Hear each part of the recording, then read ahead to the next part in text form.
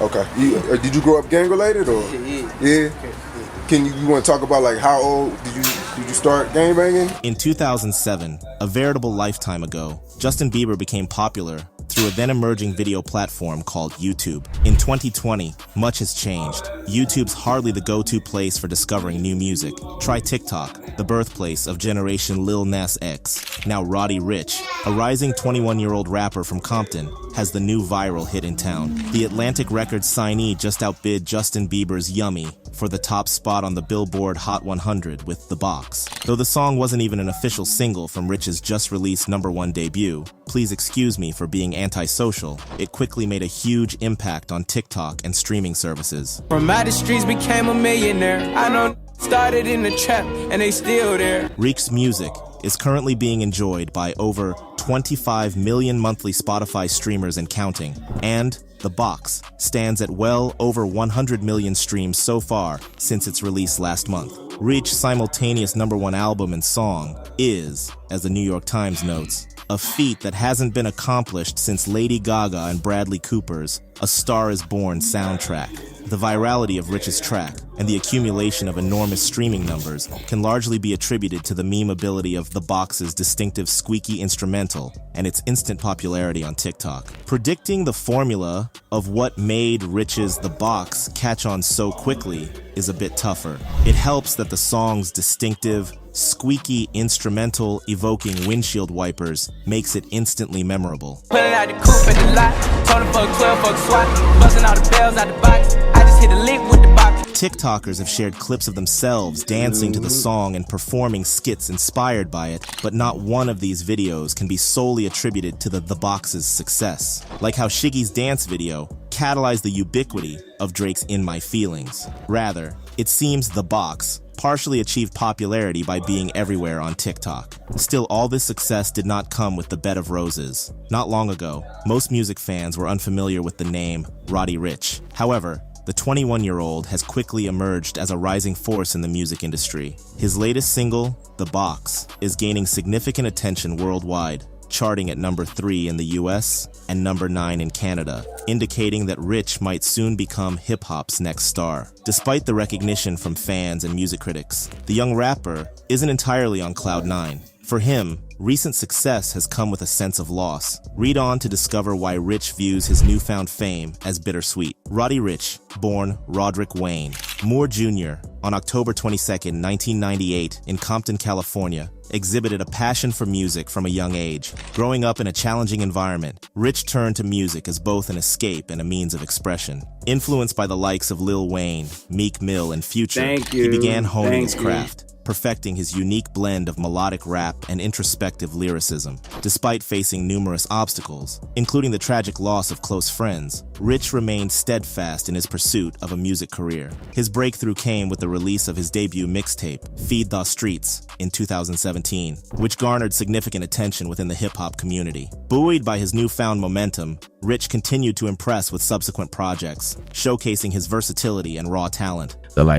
They used to be just in the kitchen, just, you feel me, like follow rapping, the whole going back join and forth, my whatever. fan I was just a young nigga around. I used to just press record on the Pro Tools. But Ricch wasn't anywhere in sight. Instead, his guitarist stood a little sheepishly at the mic, crooning the hook with exaggerated tenderness. Strobes and fog machines blasted the room, but the star was missing. Then, alone in the dimly lit back of the venue, Ricch stepped forward, wearing a gray sweatsuit and sunglasses. He cracked up at his bandmate's gentle rendition of the tune, taken from an album which, at that moment, was #1 in America. "All right," he said, climbing back on stage and nodding to his sound tech. "Let's do The Box next." Over the last month and a half, Ricch watched his debut studio album, Please Excuse Me for Being Antisocial, twice ascend the Billboard 200 album chart. The second time, it was on the strength of The Box, an exquisitely meme-able, melodically irresistible single so potent it thwarted Justin Bieber's comeback Yummy from leading the Billboard Hot 100. Topping both charts simultaneously is a rare feat for a rap artist. Ricch has only Kanye West, 50 Cent, and the notorious B.I.G. for company. The Box wasn't even supposed to be a proper single, yet there was Ricch, the new decade's first streaming megastar, 3-time Grammy nominee, the hottest new rapper in LA, and maybe the world, watching it all happen from the back of the room.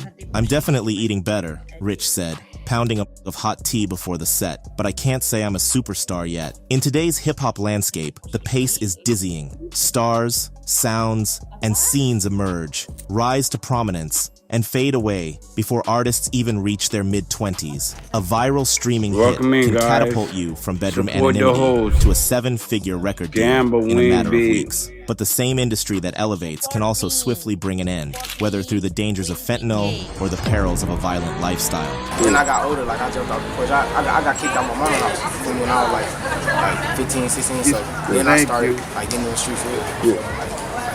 So 15, 16, you start coming around this area? In the depths of the Regency's basement, a few hours before showtime, it's clear why Ricch embodies the essence of a rap sensation in this era. At 21 years old, born Roderick Wayne Moore Jr., he possesses a pair of strangely piercing hazel eyes that, when he's skeptical, can make even the most seasoned observer feel like a creepy boomer. Yet he's also incredibly witty. Ricch can effortlessly rib a struggling A-lister like Bieber on social media, with nothing more than a polite suggestion to lend a hand and stream his latest single. When discussing topics he's passionate about, whether it's the classic funk songwriting of the Isley Brothers or Charlie Wilson, or recounting his search for his first house in Compton, his eyes light up with a charisma capable of captivating even the most distracted TikTok scroller. That instant virality is a mixed bag for Ricch, and maybe why he's already tired of talking about The Box as a social media phenomenon. The song has its own creation lore, a 6 a.m. session with Cardi B and Travis Scott's producer 30 Rock, where Ricch wrote a few insatiable hooks.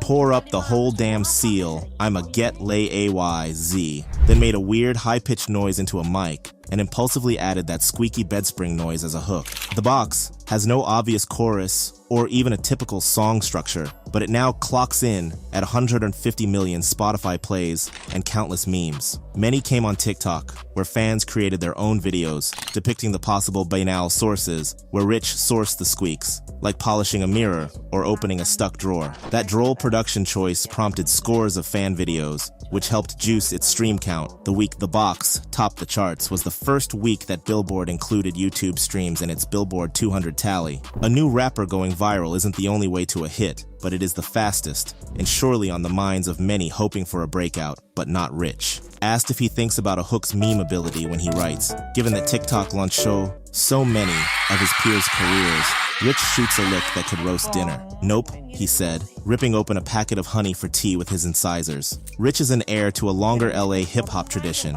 It's one that makes party music from pain, with a cadence that pulls you in and hands you a drink before shoving the city's reality in your face. In one breath, he diligently cites the LA heroes who came before him. Thank y'all so much. The Game, Thank y'all. NWA, Kendrick Lamar, whom he coincidentally met at church once as child. But while he rides hard for his hometown, sonically, the internet is a whole new country. Kids have more access to everything going on in the world. Down south, in New York, the UK, he said, explaining how his style can pull from trippy Atlanta melodicism, Chicago and London drill, and lively West Coast menace. The world's both smaller and much bigger. Dallas Martin, the senior vice president of A&R at Atlantic who signed Ricch, sees his rapid ascent as a blend of the fast-paced nature of today's rap scene and Ricch's meticulous craftsmanship, which seamlessly melds regional styles into a distinct Gen Z sensibility. In the streaming era, it became all about singles, with artists achieving fame and fortune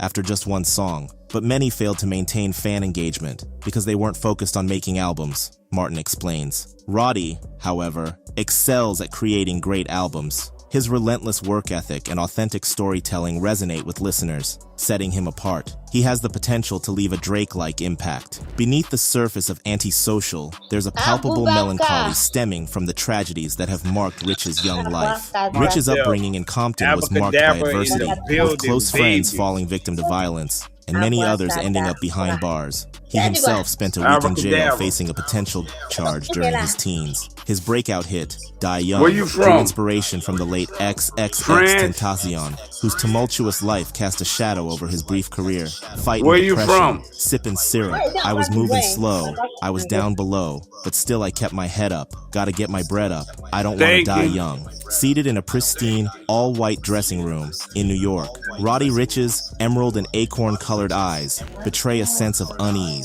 constantly darting towards the door. The 21-year-old rapper from Southern California exudes a quiet yet perceptive presence, with a subtle intensity radiating from him at all times. Just a few months ago, during our phone conversation, he staunchly refused to disclose his government name. But now, a few weeks before the release of his raw and emotionally charged debut album, Please Excuse Me for Being Antisocial, he feels compelled to share the war stories of his youth. I've been through a lot, he reflects. Experiencing things like bullets flying, it messes with you on a deeper level. It triggers something else within you. This fame thing is still new to me. Being in rooms where you don't have to worry about anything, I haven't experienced that side of life yet. Even when I'm in a room with millionaires and billionaires, I still find myself asking, what's going on? Who's that at the door? At the core of Please Excuse Me for Being Antisocial lies a pervasive sense of paranoia. This sentiment is encapsulated in the album's final track and emotional centerpiece, War Baby, where Roddy Ricch croons in a cracked yelp. I'm a war baby, post-traumatic stress. I know the war changed me. The song serves as an anti-gospel of sorts, as a choir joins Roddy in singing about and violence. It's a macabre, yet fitting example of the captivating ruthlessness inherent in much of Roddy's best music. This dualistic approach to his past propelled him from a West Coast curiosity to a Grammy-nominated streaming juggernaut in under 2 years, culminating in his debut album beating out Camila Cabello and The Who for the #1 spot on the Rolling Stone Top 200 chart, selling 101,500 album-equivalent units in its first week. Stylistically, Roddy Ricch embodies the fusion of two of hip-hop's most influential locales,